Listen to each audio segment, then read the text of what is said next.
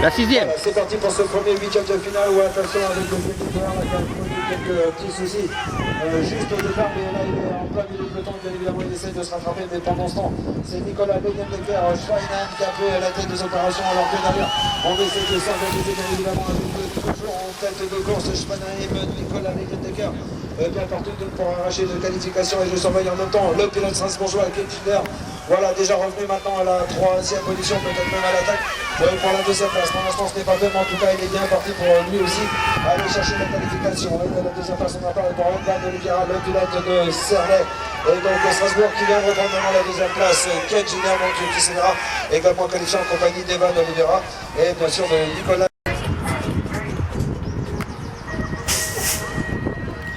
Allez, encore un huitième de finale, le plutôt toujours Yannis Diop, Strasbourg, et non, ce n'est pas lui qui va sortir en tête, c'est le de France, le pilote de 3 qui a pris donc la tête de course avec Yannis Diop pour l'instant en deuxième position, alors qu'il chute à derrière la troisième place avec Emile Pinzel pour le club de Cornimont. Voilà, deux pilotes là, malheureusement un peu enchevêtrés dans les vélos, mais les sporistes voilà, peuvent s'en occuper. Ça y est, on repère évidemment la rage au ventre, alors que ça me paraît maintenant un petit peu compliqué pour aller chercher la qualité. Bon, il faut tout donner et ce jusqu'au bout. Voilà, les Hauts-de-France qui en termine Yannis Diop à la deuxième place, ça ne bouge pas. Emile Pougel bien parti pour se qualifier. Attention pour la dernière place qualificative.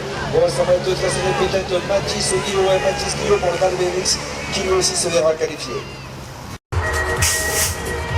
Allez, un nouveau départ, un nouveau huitième de finale, le public bien sûr toujours attention sur les intérieurs. À Bastien Rachert, le pilote de Boucross 2000, c'est lui qui va prendre l'avantage. Juste derrière Timo Khalif, le Val BMX en deuxième position. Et derrière on essaie de revenir aussi avec entre autres Joël Provo, le pilote de Vert France. Il y a Malodéa qui essaie également de se mêler à la bagarre. J'entends le public là qui commence à réagir. Nous sommes en huitième de finale, évidemment on est sur un tour sec. Il faut absolument tout donner. Bastien Rachert, Boucross 2000 en tout cas pour l'instant, toujours en tête de course, bien parti pour se qualifier. Timo Khalif, le Val BMX à la deuxième place. Ça ne bouge pas pour le moment, on s'intéresse à la troisième place, une troisième place qui devrait être prise par Enzo Foucault, le club, le pilote de Cornimont qui lui aussi se verra donc qualifié.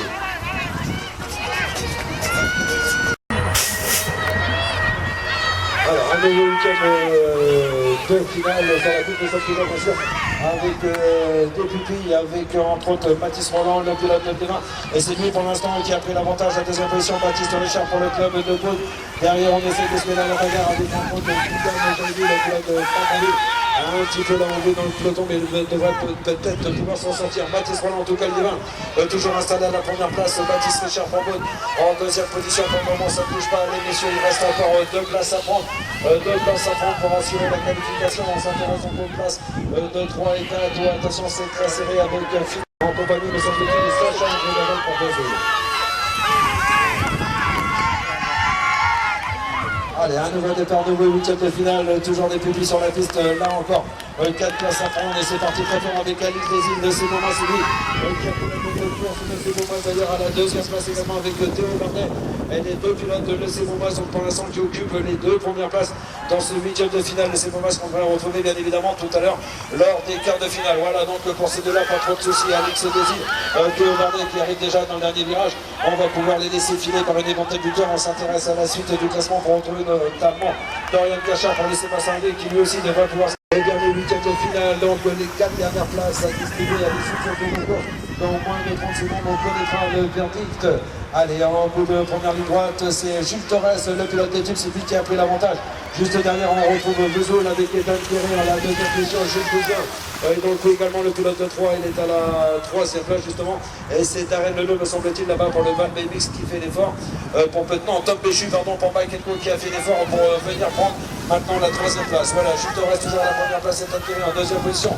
Mike Enco, Tom Péchu à la troisième place. Et finalement, changement également pour la quatrième position, puisque cette quatrième position, la dernière place qualificative, elle reviendra à Nathan Montinelli pour le club des Tubes. Voilà, fin de ces huitièmes de